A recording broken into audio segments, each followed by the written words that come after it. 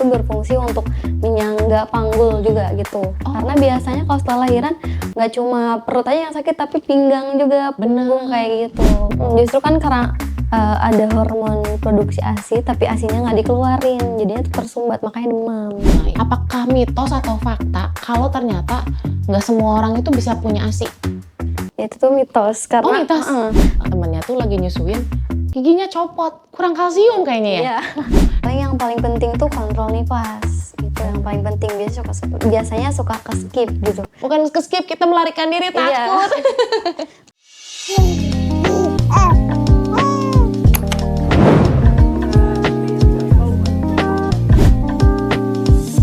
Little Talks. Halo Mam, selamat datang di Little Talks. Balik lagi sama saya, Mami Yuli. Kita mau bahas semua seputar dunia ibu dan anak. Terutama hari ini tuh topiknya yang tadi aku udah pernah bilang.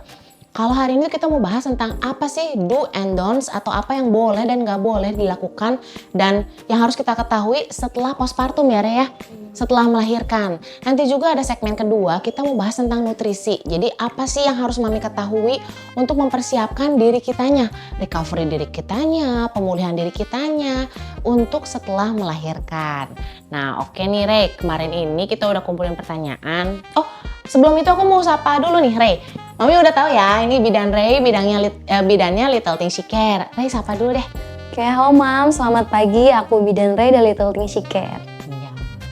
Jadi hari ini kita mau ngobrol ringan sama Ray ya, tapi penting. Jadi topiknya mungkin ringan, tapi ternyata ini hal-hal penting yang sebenarnya Mami harus tahu loh gitu.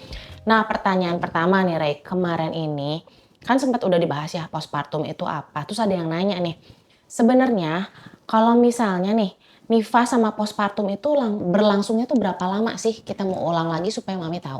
Oke, biasanya masa nifas atau postpartum itu berlangsung kurang lebih 6 minggu atau 42 hari dimulai semenjak bayi lahir gitu. Tuh, 6 minggu tuh Mam, lumayan ya, lama juga ya Re ternyata ya. Ternyata badan kita tuh perlu recovery nggak cuma sebentar loh Mam. Ternyata lumayan 6 minggu gitu. Terus Re, kalau misalnya kayak gitu ya, pemulihannya tuh apa aja sih yang harus kita hadapi gitu prosesnya? Apakah ada pemulihan misalnya fisik, mental, atau apa sih sebetulnya? Jadi setelah melahirkan itu ada banyak pemulihan, diantaranya pemulihan fisik. Yaitu yang pertama biasanya yang lebih terlihat itu di bagian perut. Di bagian perut itu ada rahim. Jadi rahim tuh yang sebelumnya besar, dia kembali mengecil ke ukuran semula sebelum hamil kayak gitu. Kemudian ada perubahan hormon juga. Nah naik turunnya hormon itu bisa mempengaruhi emosi ibu gitu. Bener. Terus kalau misalnya, nah ini satu-satu nih Rey, ini mah pertanyaan dari Cici pribadi nih. Cici mau nanya, kalau misalnya nanti rahimnya tuh dari membesar sampai mengecil, tadi kan masa pemulihan tuh berarti 6 minggu ya, atau 2 hari. Apakah itu masa-masa dimana kalau ibu-ibu pengen cepat langsing harus di masa-masa itu tuh? Dibengkung kek atau di treatment supaya jangan pakai apa sih gurita ya dulu ya? Nah apakah harus di masa-masa itu tuh golden momennya kita untuk supaya recovery perutnya supaya langsing lagi, gimana tuh? Ya biasanya di masa itu tuh perlu banget karena apa namanya tuh bengkung ya. Bengkung tuh nggak cuma buat ngecilin perut juga. Nah di masa itu tuh bengkung tuh berfungsi untuk menyangga panggul juga gitu. Karena biasanya kalau setelah lahiran nggak cuma perut aja yang sakit tapi pinggang juga, punggung kayak gitu. Bener, karena pas trimester 3 aja kadang kan kita udah mulai kerasa nih sakit pinggang, duduk nggak nyaman, tidur nggak nyaman gitu kan. Oh ternyata si bengkung itu memang harus dipakai mulai dari masa-masa 6 minggu itu. Betul. Kalau misalnya gini Rey, kalau lahirannya normal, berarti udah boleh langsung pakai dong? Boleh, kalau misalnya normal tuh biasanya 2 jam setelah melahirkan dia boleh pakai bengkung tuh. Oh malah 2 jam setelah melahirkan. Kalau sesar gimana tuh Rey? Nah kalau sesar biasanya dia ada beberapa kontraindikasi tergantung kalau misalnya si luka SC-nya masih basah, nah itu dihindarin dulu. Oh, Gitu. nah kalau misalnya kayak gitu ya Rea, tadi kan berarti pembahasan pertama itu dimana kita mau recovery rahim. Jadi recovery rahim fungsinya supaya rahimnya kembali ke ukuran awal. Terus kita mah kalau ibu-ibu mah pengennya cepat langsing lagi gitu kan. Nah berarti kalau sesar berarti boleh pakai bengkungnya atau di korset itu setelah kapan? Kalau lukanya udah benar-benar kering, udah aman gitu. Kalau sesar biasanya di 4 minggu setelah melahirkan, dan Oh. itu pun, si bengkungnya tuh nggak boleh mengenai luka sesarnya. Jadi di Mmm. atas, agak atas gitu. Oh, kalau sebelum 4 minggu mah jangan dulu? Lebih baik, ditunda dulu gitu. Oh, ditunda dulu. Karena kan, kita kalau misalnya maminya sesar, kita fokusnya ke pemulihan lukanya dulu, gitu. Iya ya bener, Mhm. karena khawatir juga lukanya kebuka lagi ya? Iya gitu. Tuh Mam, berarti inget ya 6 minggu awal itu kalau bisa, kalau lahirannya normal, secepatnya lah kita pakai bengkung atau korset supaya badannya cepat langsing lagi ya, perutnya cepat kecil lagi, nggak bergelambir juga ya. Iya. Terus tapi kalau sesar beda treatment juga ya. Treatmentnya memang harus step awal pemulihan luka sesarnya dulu. Baru itu ya. Tapi nggak telat juga ya setelah luka sesar mungkin 4 minggu baru kita bengkung nggak telat tuh si perutnya. Nggak telat sih, karena kan, perut juga mengecilnya ada prosesnya, jadi ada waktunya juga gitu. Gitu. Tapi kalau misalnya dibiarin nih 6 minggu nggak bengkung, nggak pakai apa-apa, nah itu bisa lebih lama lagi kembalinya Oh gitu. gitu? Tuh Mam, tadi Ray udah jelasin. Ternyata kalau kita nggak pakai bengkung atau korset, itu tuh benefitnya bukan cuma ngelangsingin, tapi malah lebih lama ya pemulihan rahimnya ya.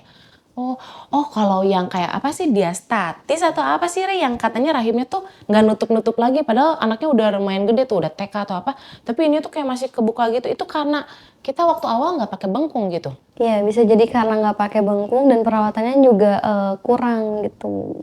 Oh, nah perawatan apa Rey yang sebenarnya mami-mami di rumah juga harus tahu kalau setelah melahirkan itu untuk supaya recovery rahimnya tuh cepat gitu? Kalau perawatan di rumahnya ya, ada macam-macam, salah satunya bengkung tadi itu. Mhm. Kalau misalnya, dari olahraga bisa yoga gitu, Oh kayak gitu-gitu, yoga, mhm. Selain itu juga, kalau misalnya baru lahiran tuh, biasanya disaranin sama bidan tuh di rumah buat belajar massase uterus. Jadi Massage uterus? mhm, Oh kayak gimana tuh? ya jadi massase uterus tuh si perut tuh diusap kayak gini, Mhm. biar dia tuh berkontraksi gitu loh. Jadi kalau Oh. misalnya rahimnya kontraksi, semakin cepet juga si rahimnya tuh kembali ke ukuran semula gitu. Oh gitu loh Mam, tuh berarti nanti kita kasih share itu ya tips buat massage uterusnya ya supaya mami-mami mungkin di sini kurang jelas tapi ya itu tadi stepnya jangan cuman dibiarin aja gitu kan setelah baby keluar kita harus merawat diri kadang kan gitu ya habis baby keluar tuh kadang panas terus kadang kan ada yang nggak boleh keramas jadi kan panas gitu tetap paksain kalau bisa karena itu penting banget supaya rahim mami kembali lagi gitu. Nah, kalau kayak gitu Reta, tadi rahim ya Re ya. Terus yang kedua itu apa tadi? Hormon ya? Iya, Nah, kalau hormon. hormon biasanya tuh seperti apa sih setelah melahirkan itu Re? Biasanya hormon itu mempengaruhi perubahan fisik juga.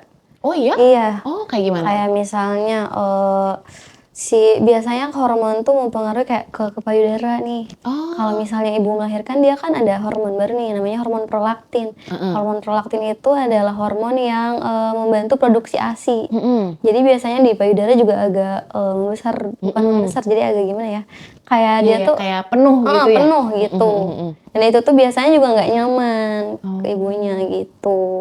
Nah, kalau nggak nyaman gitu terus gimana dong Re? Makanya ibu tuh harus belajar menyusui lebih awal, makanya ada inisiasi menyusui dini gitu pas awal melahirkan tuh. Jadi Mmm. si bayi tuh biasanya setelah, kurang lebih 15 menit setelah lahiran, si bayi tuh ditempelin, Iya iya, suruh bener bener nyari bener, payudara ibu, ditempelin nah di dada kayak kita gitu, kan gitu, mhm. Jadi kalau misalnya bayinya udah tahu caranya menyusu, si asinya juga si payudaranya juga nggak bakalan ngerasa penuh gitu. Oh, tuh Mam. Jadi hormon juga kan akan ada perubahan, tapi hormonnya jadi bagus ya, karena itu Mhm, merangsang ASI. Cuman kita harus tahu inisiasi menyusui dininya nggak boleh ke-skip ya. iya, Jadi kalau misalnya di rumah sakit kadang kan even sesar atau normal pun kadang memang baby ditempelin juga ya ke kita ya. mhm. Nah itu jangan ke-skip. Terus even kalau misalnya belum keluar ya, kadang kan kalau kalau pengalaman Cici dulu, waktu emang kerasanya kayak udah penuh ya, tapi waktu disedot-sedot atau di-pumping tuh kayak belum keluar, tetap dipancing aja sama inisiasi menyusui Iya, dini. karena kalau misalnya, semakin sering si bayinya, apa namanya, langsung Mhm, ke nyedot payudara, langsung? ya nyedot langsung nanti dia si ASI-nya keluar sendiri, kayak gitu.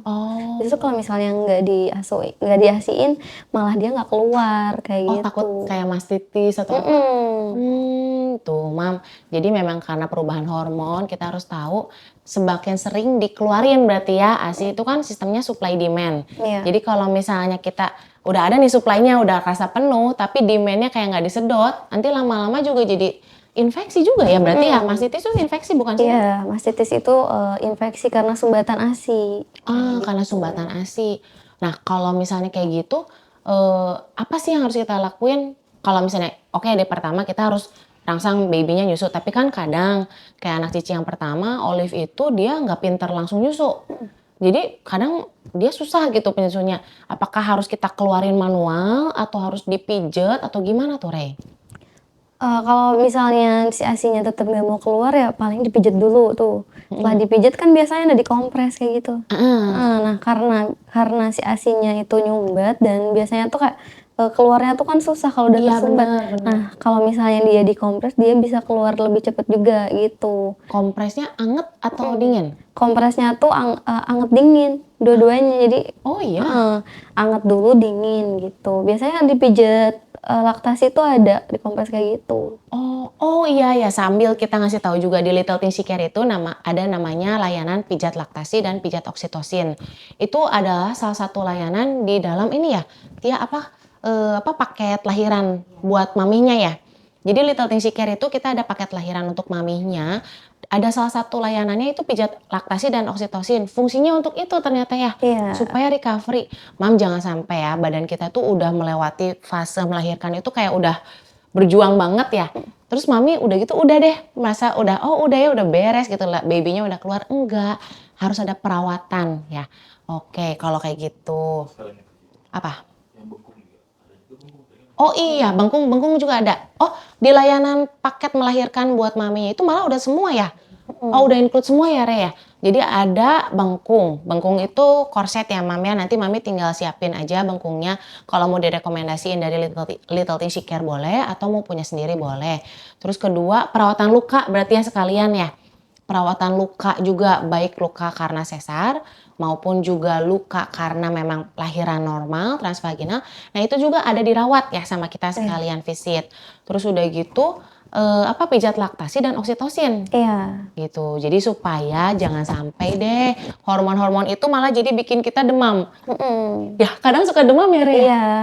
Justru kan karena ada hormon produksi ASI tapi ASInya nggak dikeluarin jadinya tuh tersumbat makanya demam. Nah iya gitu. Mam, kebayang gak sih kita harus ngurus baby, terus kitanya sendiri juga ripuh istilahnya ya. Kitanya sendiri demam, sakit gitu kan, ringkih. Ya jangan sampai kitanya sendiri harus sehat buat anak kita gitu. Bener-bener. Terus Rey kalau mau nanya nih, tadi konklusinya periode pasca melahirkan atau postpartum ini tuh fase-fase rawan yang gak boleh dianggap sepele juga. Betul. Nah kalau dari Rey nih, resikonya ya, kalau misalnya nggak dijalani dengan baik, resiko paling buruk ada apa sih sepengalamannya Rey lah gitu?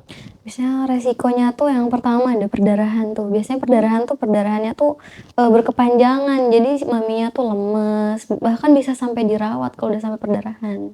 Kayak gitu. Kan kalau kita masa nifas tuh memang pada dasarnya kan kita kayak menstruasi lagi kan. Bedanya menstruasi yang normal pas masa nifas sama yang kata Rey ini pendarahan itu gimana Rey? Biasanya dari volumenya, darahnya tuh lebih banyak gitu. Terus kalau perdarahan warna darahnya juga merah. Jadi bukan darah yang merah kayak merah keitaman. Biasanya kan kalau nifas tuh kalau misalnya perdarahan tuh biasanya darahnya tuh merahnya merah terang gitu. Merah seger gitu? Jadi beda perdarahan sama darah nifas gitu. Jadi mami-mami juga harus tahu ya mengenali. Jadi darah yang keluar pas masa nifas itu Mam, kalau memang masih warnanya kayak merah kecoklatan, itu kan udah kayak darah kering ya? Iya. Itu normal? Itu normal. Tapi kalau darah seger terus, berapa lama tuh Rey biasanya kisarannya kalau pendarahan itu darah seger terusnya tuh harus kita aware gitu? Biasanya dari 1 sampai 2 jam juga dia kelihatan. Soalnya maminya pasti langsung lemas, pucet kayak gitu kalau perdarahan. Berarti pas masih di klinik atau di bidan atau masih di rumah sakit pun kalau misalnya ternyata udah keluarnya terus darah segar itu udah harus hati-hati ya? Iya, karena biasanya kita juga kan kalau misalnya 1 jam setelah lahiran pasti observasi. Biasanya 2 jam diobservasi. Jadi kalau misalnya ada perdarahan nanti ketahuan gitu. Oke, berarti jangan lupa ya Mam ya. Kalau setelah, bisa ada kemungkinan nggak Rey kayak gini. Setelah lewat kan masa observasi, terus kadang di rumah nih, kadang kan ada mami-mami yang mungkin di rumah masih harus ngurus sendiri. Tiba-tiba ada resiko pendarahan nggak sih? Walaupun udah lewat 3 hari misalnya Iya. kayak gitu. Gimana tuh? Sebenarnya bisa aja ada risiko perdarahan. Nah, yang pertama karena si involusi uterina tuh nggak optimal. Kayak misalnya si rahim tuh dia balik lagi ke ukuran semula nih. Mhm mhm. Tapi setelah 3 hari di rumah misalnya si rahimnya tetap segitu, itu bisa juga memicu perdarahan. Kayak gitu. Oh. Makanya tuh buat balikin si rahim itu, buat kontraksi itu kita tuh biasanya nyaranin buat pijat laktasi yang pertama, terus oksitosin juga. Karena itu tuh bisa merangsang kontraksi. Nah, jadi si hormon oksitosin itu dia adalah hormon yang dapat merangsang kontraksi gitu. Oh. Didapatnya juga bisa dari pijet, bisa dari menyusui bayinya, kayak gitu. Oh gitu. No, Mam, aku baru tahu secara detail ya. Kalau dulu waktu ngalaminnya sendiri, Cici cuman kepikirannya gini, oh ya udahlah, pijat laktasi itu berarti fungsinya untuk ngeluarin air susu ibu, ASI gitu kan. Supaya sampai rumah kita tuh ASInya udah mulai keluar, udah bisa menyusui sendiri. Ternyata malah fungsinya juga untuk kontraksi rahim ya. Oh, Betul. biar nggak pendarahan berarti. Iya. Oh. Karena kan di pijat laktasi itu ada teknik dia tuh mijet di bagian tulang belakang. Mm-mm. Jadi si mijetnya tuh memutar kayak gitu, nah itu tuh bisa memicu hormon oksitosin kayak gitu. Oh gitu. Mhm. Ya udah Mam, kalau misalnya kita bingung ya, kadang kan di rumah mungkin juga kita nggak tahu, suami nggak ngerti gitu ya, terus mungkin orang tua juga kan nggak sampai knowledge-nya sedalam itu juga. Siapa tahu Mami butuh home care, Little Things She Care tuh bisa banget untuk home care, untuk perawatan Mami maupun perawatan anak. Jadi nanti bisa kontak ke admin mungkin ya. Nanti ini nggak apa-apa ya Cici jualan ya. Iya dong. Jualan. Soalnya takut Cici ke skip gitu kan, siapa tahu mami-mami di luar sana. Kenapa? Karena kemarin teman aku juga dia baru ketemu lagi ternyata udah hamil besar. Dia baru lupa cenah Ci, ini anak kedua udah lupa harus gimana. Kata Cici tuh ya udah nggak usah lupa. Kalau kamu perlu ya kamu kontak aja, nanti tinggal booking jadwal home care ya dari Little Things She Care. Nah, terus kira-kira Re, apalagi resikonya selain yang tadi pendarahan? Resikonya tuh yang terus bisa ini nih, ASINya tuh jadi nggak keluar secara optimal. Oh. Jadi produksinya tuh sedikit. Nah, itu biasanya dipengaruhi karena hormon, karena juga nutrisinya gitu. Oh, iya soalnya kan kadang ya mama-mama baru punya baby, jamnya tuh kacau kan Rey gitu. Jangankan memikirkan nutrisi gitu istilahnya, dia bisa tidur lagi nyenyak, bisa ke kamar mandi, bisa makan aja kayaknya udah bersyukur banget gitu kan. Nah ternyata resikonya selain yang tadi ya apa sih? Kok Cici jadi lupa apa tadi Rey itu bilang? Produksi ASINya jadi Produksi nggak ASI optimal. kan? Oh, nah kalau produksi ASINya kurang optimal, biasanya gimana efeknya Re? Kan kalau dulu ya, ada orang yang waktu Cici lahiran dulu sempat ada yang nengok, ih deh saya mah tantenya tuh waktu itu bilang gini, dia udah tua tapi dia bilang, dulu mah saya waktu dulu ASINya nggak keluar sama sekali. Apakah karena itu Re? Iya biasanya karena nutrisinya yang kurang, terus biasanya juga karena istirahat yang kurang juga. Jadi maminya stres, ASINya juga nggak keluar gitu. Tapi pada dasarnya ya Re ya, apakah mitos atau fakta kalau ternyata nggak semua orang itu bisa punya ASI? Itu tuh mitos karena mitos? karena semua perempuan yang melahirkan itu pasti dia tuh mengeluarkan ASI, memproduksi ASI. Cuman dia dikeluarin apa enggak gitu. Oh, tuh jadi sebenarnya Mami nggak usah khawatir. Kenapa? Sistem tubuh kita udah pinter ya, Tuhan kasih. Pada dasarnya kalau kita udah bisa melahirkan, biasanya udah pasti kita tuh bisa menyusui. Baik lewat direct breastfeeding ataupun pumping ya. Iya. Tapi gimana caranya, tergantung gimana kita ngeluarinnya. Kalau kita jarang ngeluarin ya nanti habis juga ya.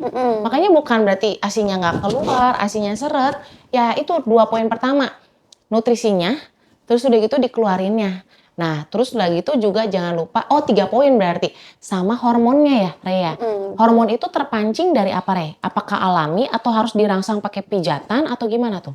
Sebenarnya hormon itu alami, tapi kalau misalnya yang nggak dikeluarin ASINya, jadi harus dirangsang pakai pijatan lah, pakai segala macam gitu. Karena kan si hormon prolaktin yang memproduksi ASI itu dia bakalan memproduksi terus kalau misalnya ada rangsangan. Oh. Gitu. Kalau misalnya si hormon yang produksi terus tapi tetap nggak diasiin ya jadinya hormonnya ngambek, nggak mau produksi ASI lagi gitu. Oh gitu. Nah, terus Cici mau tanya juga Re ya, kalau kita direct breastfeeding. Kadang kan kita cuman kayak, oh anaknya nangis baru kita susuin. Tapi apakah bisa disamakan nggak atau harus sama seperti orang yang awal-awal pumping? Kalau pumping itu kan harus 2 jam sekali tuh. Apakah kalau direct breastfeeding pun tetap harus dikeluarin 2 jam sekali untuk rangsangannya atau gimana? Ya betul, biasanya kalau misalnya baru melahirkan tuh disaranin buat menyusui itu 2 jam sekali. Jangan nungguin bayinya haus, nangis gitu. Meskipun tidur juga tetap harus dibangunin. Karena bagusnya tuh menyusui itu emang 2 jam sekali gitu. Oh, itu juga termasuk rangsangan ya? Betul. Supaya jangan sampai pas masa nifas atau postpartum ini, mami juga jadi ada itu ya, resiko yang tadi, ASINya tersumbat atau sampai mastitis atau apapun ya. Habis tindik, jangan lupa perawatannya. Little Things She Care punya aftercare kit khusus untuk perawatan setelah tindik. Bisa order lewat WhatsApp atau website Little Things She Care ya. Oke Mami, nah sekarang aku mau tanya nih sama Ray, sama Bidan Ray. Kalau kayak gitu ya Ray, apa saja do's atau yang boleh untuk ibu setelah melahirkan nih? Yang boleh justru harus mungkin ya. Yang pertama istirahat yang cukup. Jadi kalau misalnya bayinya tidur, mami juga harusnya ikut tidur. Jadi si waktu tidurnya tuh nggak acak-acakan gitu. Karena kalau misalnya istirahatnya kurang, itu kan ngaruh tuh ke produksi ASI kayak gitu. Terus nutrisinya juga harus seimbang. Jadi protein segala macamnya tuh harus imbang gitu. Terus yang ketiga, yang paling penting tuh maminya tuh harus ingat banget nih, harus ngejaga area kewanitaannya karena rentan infeksi gitu. Oke. Sebelum nambah lagi, yang pertama tadi Cici ulangin, berarti nggak boleh kurang tidur. Iya. Padahal mami-mami itu biasa habis lahiran selalu kurang tidur ya kan? Iya. Karena biasanya begadang atau apa, kan jam tidur kacau. Tapi ngakalinnya berarti ya tadi, kalau baby tidur, usahain kita juga punya waktu tidur. Iya, Gitu. betul. Jadi jangan khawatir ya mami, memang tubuh kita itu memang lagi pas recovery, tidur itu juga penting banget ya. Terus kedua tadi nutrisi ya. Iya. Banyak apa tadi? Makan apa? Protein. Oh protein. Protein hewani maupun nabati. Iya, karena protein tuh bisa membantu penyembuhan luka gitu. Jadi mami-mami nih, kalau aku sih dulu paling gampang bikinnya sop-sopan.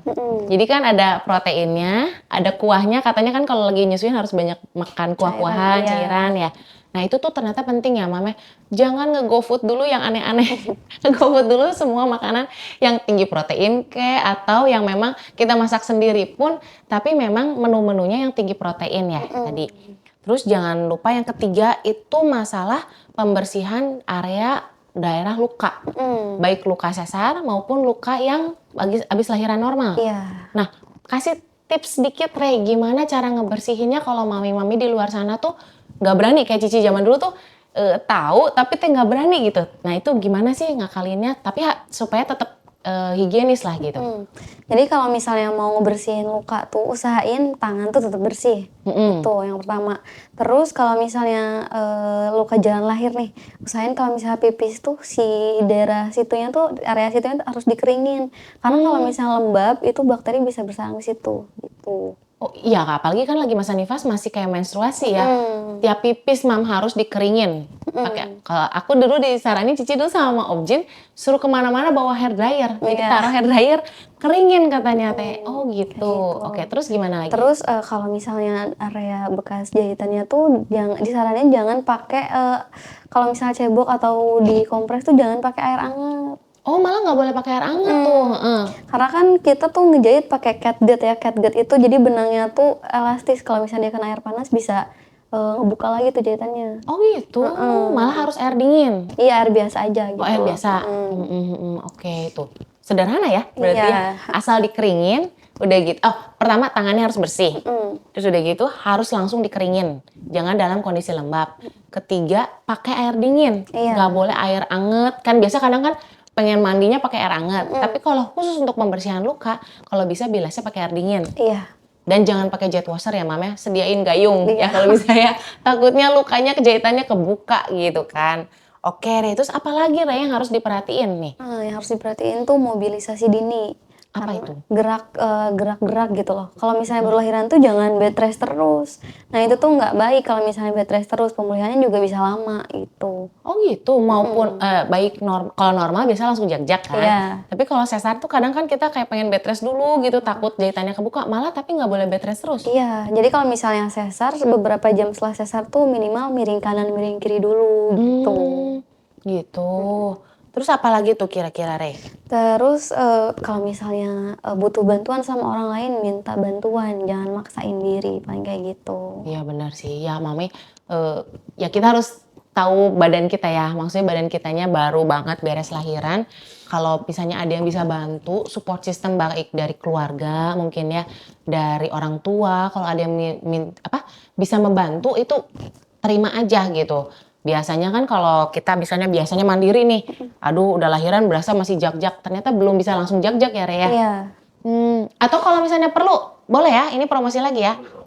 Nah, kalau misalnya perlu nih Mam, aku mau reminder lagi, jangan lupa kalau Mami perlu visitasi home care bisa ke Little Things She Care. Kenapa?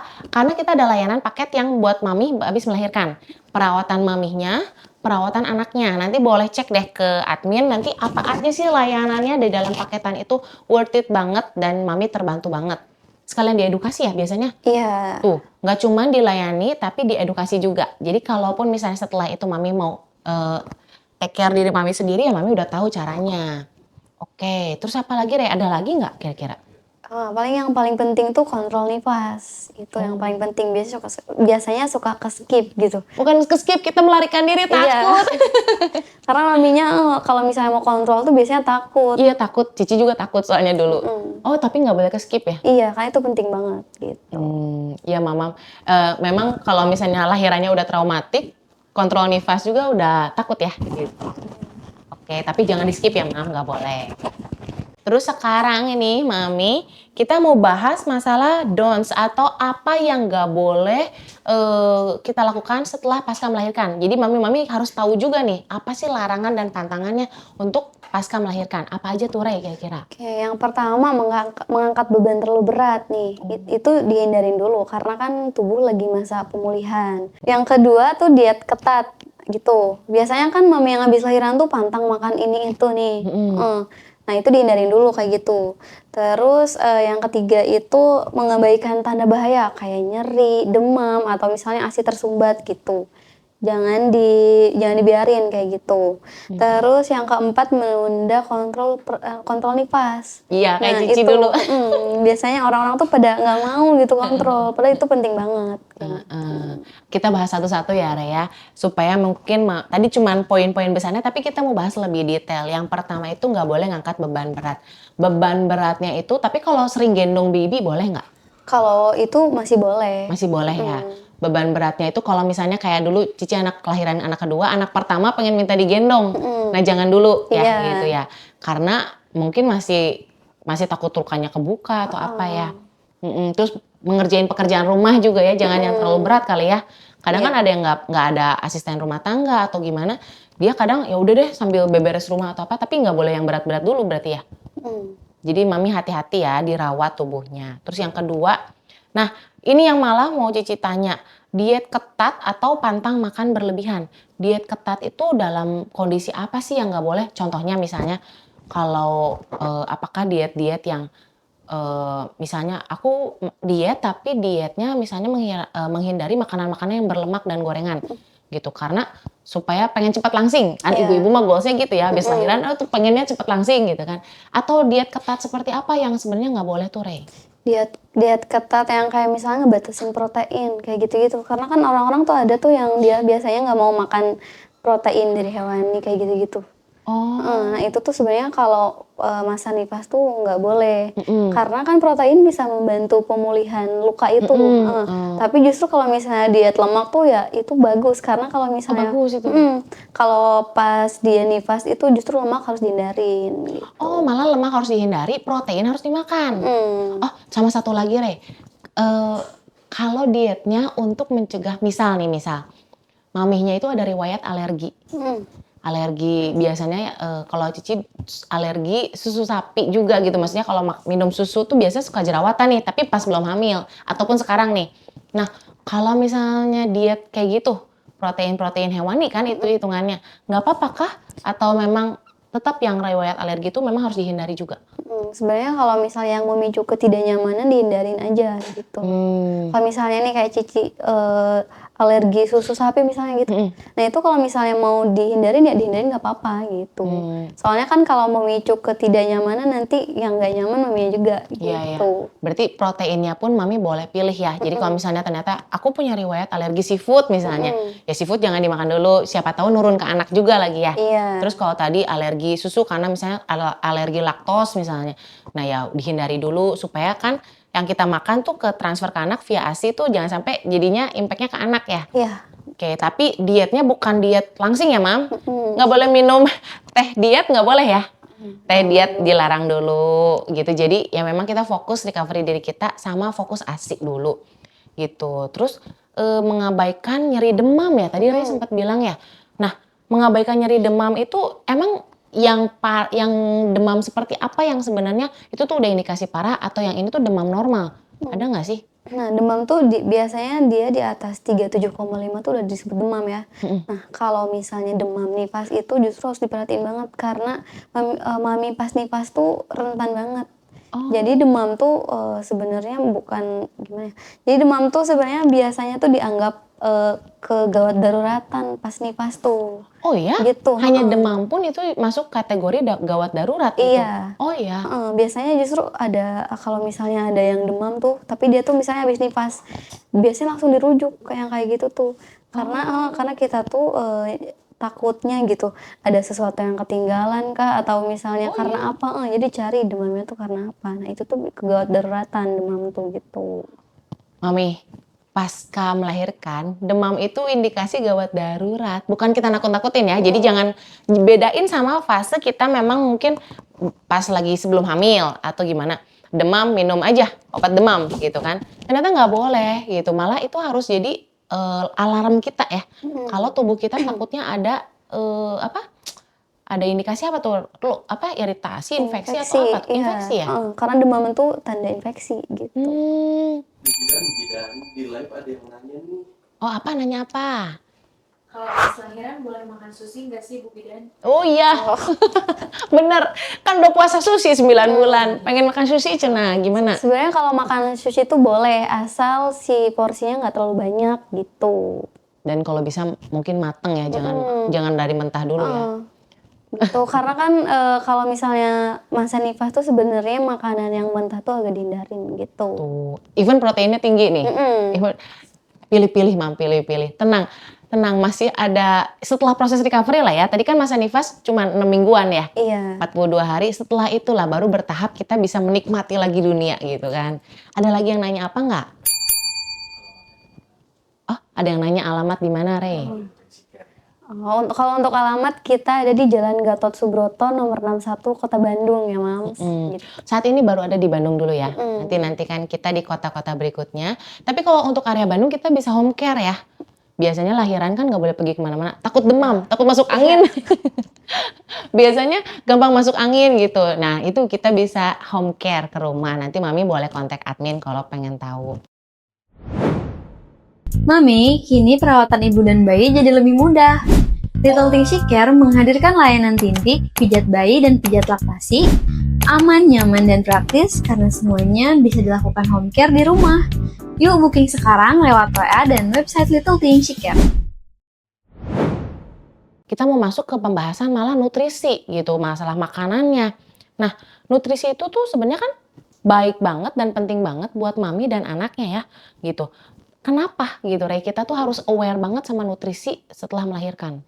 Jadi nutrisi itu sebenarnya tuh fondasi pemulihan si ibu masa persalinan tuh gitu. Makanya jadi pas masa nifas itu tubuh ibu itu membutuhkan energi yang lebih banyak daripada ibu pas sebelum hamil gitu. Karena kan ibu tuh harus menyusui bayinya, harus menghasilkan ASI gitu. Makanya nutrisi itu penting banget di masa ini gitu. Oh, nah nutrisinya kira-kira apa aja nih Rey yang memang dibutuhin, kayak gizinya apa aja sih? Kadang kalau kita makan kan suka sebelum hamil aja kita makan asal kenyang, asal enak. Nah, tapi kalau setelah melahirkan mungkin beda ya. Ada pertimbangan gizi apa sih yang sebenarnya harus kita masukin ke dalam tubuh kita gitu? Yang pertama mungkin tadi protein. Iya, protein pasti ya. Karena protein kan membantu pemulihan luka. Tapi jangan yang mentah. Iya. Nggak boleh yang mentah dulu, Mam. Terus Kayak contohnya tuh kayak ikan, Ikan. ayam. Terus kalau dari sayurnya mungkin tahu tempe tuh kayak gitu. tahu tempe. Sambal boleh nggak sih, Rey? Boleh, tapi mungkin dihindarin dulu gitu. Sambal tomat aja gitu. Ya. Kadang kan kalau orang Sunda kan pengennya nyambel ya, Mam ya, sambil makan itu. Oh, tapi malah dihindari dulu. Tadi berarti kalau bisa tadi ikan, ayam, mungkin telur. Iya. Oh, telur. Terus udah gitu daging sapi yang gitu-gitu juga boleh ya? Boleh. Terus tahu tempe yang paling gampang itu penting ya, Rey ya? Iya. Gitu. Sehari menunya kalau bisa di mix aja, proteinnya tetap tinggi gitu. Terus apa lagi? Terus kemudian zat besi. Nah, zat besi itu bisa didapat dari sayuran hijau kayak bayam kayak gitu-gitu. Oh, sambil kuah bayam, kuah bening. Terus daging merah atau daging sapi kayak Oh, daging merah, daging sapi bagus. Nah, zat besi juga bisa dibantu penyerapannya tuh oleh vitamin C.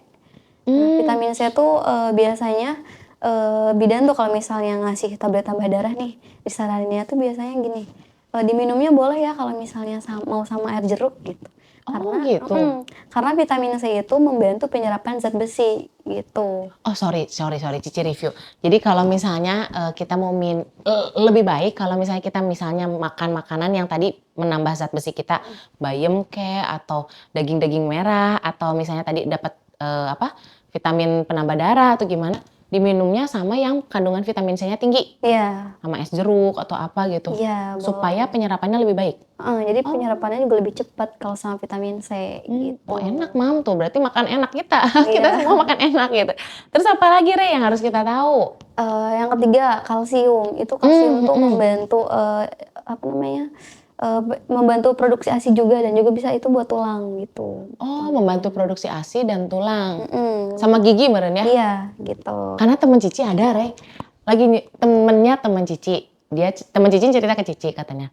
Temennya tuh lagi nyusuin, giginya copot, kurang kalsium kayaknya ya. Iya. Tuh, Mam, jangan sampai gitu, masa habis ngelahirin kita jadi ompong gara-gara menyusui gitu kan. Makanya jangan sampai kalsium pun dilupakan. Biasanya suka masih dikasih ya sama dokter obgyn kita juga vitamin kalsium itu buat pas melahirkan, dimakan, diminum loh, Mam. Jadi kalau nggak ada alasan, mau lagi hamil misalnya alasannya, iya kita enak mual, makan vitamin nggak masuk. Tapi kalau setelah melahirkan malah harus diminum vitamin-vitaminnya. Apalagi, Rey? Terus yang terakhir mungkin serat tuh, itu serat. Jangan sampai sembelit. Karena kan biasanya mami yang habis lahiran tuh dia sembelit, susah BAB. Iya, bener sih. Iya, karena kan takut juga ngedennya. Bener, itu masalahnya kita tahan soalnya. Iya. takut luka bawah. Terus gimana tuh? Nah, serat itu bisa membantu melancarkan pencernaan gitu. Nah, itu tuh bisa didapat dari sayuran, buah-buahan, juga biji-bijian kayak gitu. Jadi sebenarnya nutrisi setelah pasca melahirkan itu 4 sehat 5 sempurna ya kalau bisa. Jangan makan yang aneh-aneh dulu ya. Iya. Cemilannya kalau bisa yang sehat-sehat dulu ya, karena penting buat diri kita maupun baby kita ya. Oh, ada pertanyaan dari Mami nih. Sekarang kan ada vitamin penambah darah bentuknya jelly. Itu direkomendasikan nggak ya? Vitamin penambah darah. Iya. Itu boleh-boleh aja kalau misalnya mau, karena kan tetap kandungannya itu dia zat besi gitu. Cuman bentuknya jelly itu karena biar maminya mau konsumsi. Karena kalau bentuknya obat, orang kan jarang yang mau minum ya. Gitu, boleh-boleh aja. Aman, Mam. Malah yang nggak aman itu kalau kita malah nggak konsumsi vitamin ya. Menghindari vitamin-vitamin, soalnya nanti nutrisinya kurang malah ya. Iya. Oke, ada lagi nggak ya? Udah ya. Kita lanjut ke mitos sama pantangan. Kenapa? Karena kita tuh harus tahu mana mitos, mana fakta sebetulnya yang memang harus kita turutin. Kadang kan takutnya itu nakut-nakutin, atau itu misalnya mitos yang orang zaman dulu nggak ada riwayat medis yang mendukung misalnya gimana. Nah, kalau Cici mau nanya ke Rey nih, sebenarnya kalau ibu itu takut makan ini itu tuh makanan-makanan yang dibatasi itu tuh mitos atau fakta sih sebenarnya? Kayak misalnya aku nggak mau nih makan, bisa apa ya kalau habis lahiran ya? makan nanas mungkin karena biar takut keputihannya atau gimana? Ada mitos atau fakta seputar makanan nggak sih, Rey? Biasanya itu tuh, lebih ke sifatnya tuh ke kebudayaan ya. Jadi Ah, biasanya orang zaman dulu tuh kata neneknya tuh nggak boleh makan ini, nggak boleh makan bener, itu, mhm. Sebenarnya segala sesuatu tuh bukan segala sesuatu, maksudnya, apa boleh makan, tapi yang penting bersih, terus mateng, dan juga gizinya tuh seimbang, gitu. Mmm. Jadi yang sebenarnya yang perlu diperhatiin tuh yang perlu dihindarin tuh yang pertama mungkin kafein, Oh, gitu. kopi berarti? Kopi, teh Oh, kopi juga, sama teh. karena kan si kafein tuh dia bisa mengikat zat besi, jadi zat besinya tuh nggak terserap sama tubuh karena ada kafein, kayak Oh, gitu. jangan terlalu banyak ngopi dulu, americano Mhm, nggak boleh iya. pagi-pagi. Terus apa lagi, Terus Rey? mungkin alkohol tuh, alkohol Oh, mah udah alkohol, pasti ya, iya udah udah pada pasti, tahu juga gitu. Terus yang ketiga makanan yang pedas sama berlemak, gitu. Sorry, alkohol itu termasuk arak ya? Karena misalnya banyak orang tua termasuk, budaya ada yang menyarankan habis lahiran tuh langsung makan ayam arak atau apa. Mhm. Sebenarnya nggak boleh dulu ya malah ya? Iya, justru harus dihindarin. Kalau ayam jahe boleh lah ya kayaknya, kalau ayam Boleh arak. jahe. Kalau Cici sih dulu karena ayam arak, malah jadi sih luka jahitannya tuh jadi nggak kering-kering. Ternyata efeknya karena memang benar-benar pantangan ya itu ya? Iya, Oh, terus tadi apa yang terakhir tuh makanan pedas sama berlemak? karena itu memicu ketidaknyamanan. Kalau misalnya makannya pedas terus, nanti maminya jadi bebe terus, gitu. Iya benar, benar. Mhm. Metabolisme kitanya belum benar juga ya. Iya. Oke oke. Kira-kira mungkin itu doang ya kalau nah, Rey, Cici mau nanya lanjutannya, praktis dan realistis untuk ibu yang baru nih. Ibu yang baru itu kan suka kewalahan. Iya. Coba deh Rey ada tips praktis tapi realistis untuk memenuhi nutrisinya. Tapi nggak pakai ribet gitu, maksudnya kan karena ibu-ibu riweuh nih ya ngurus anak.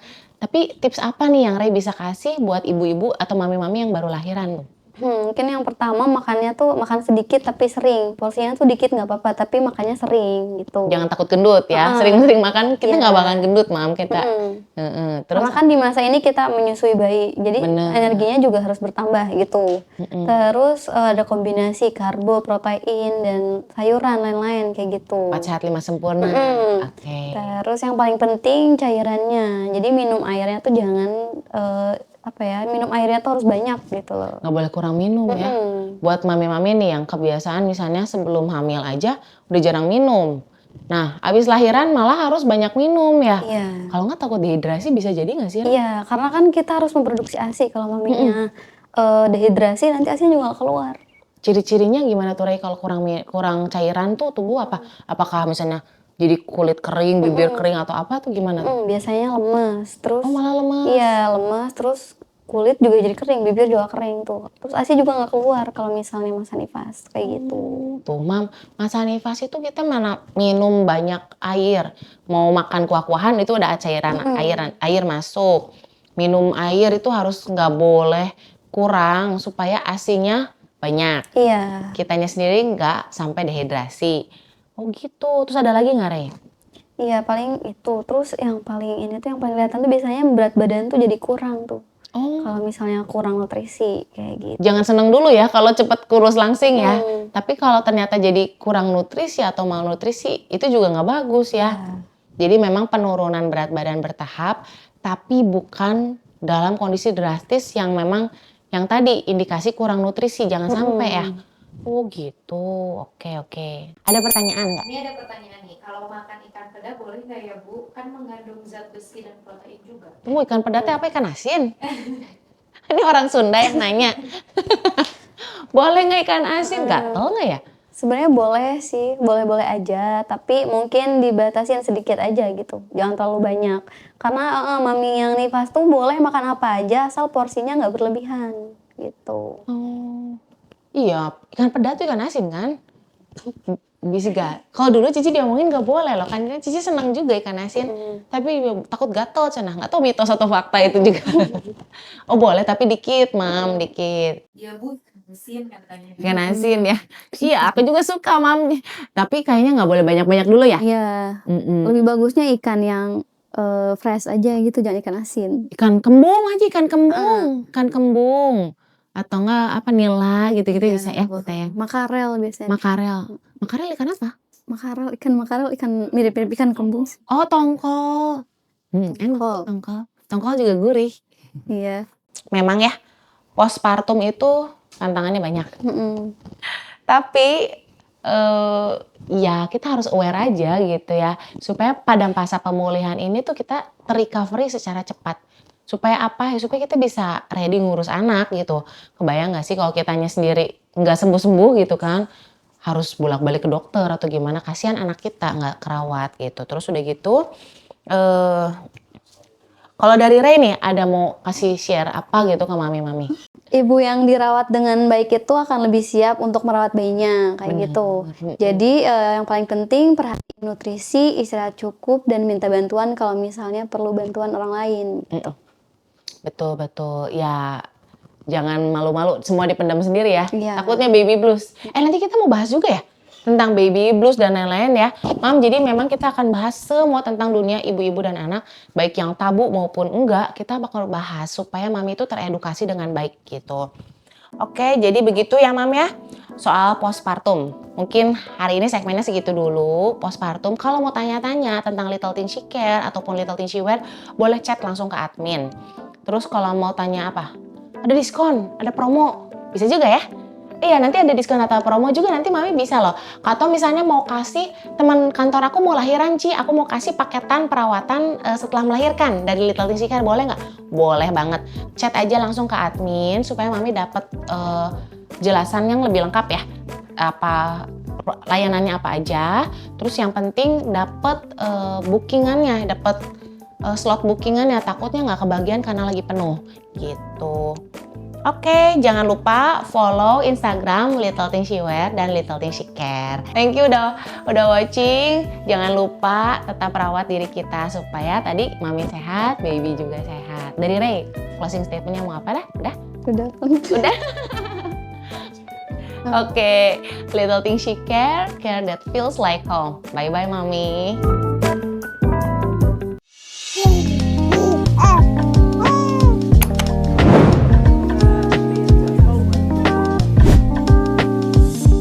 Little Talks.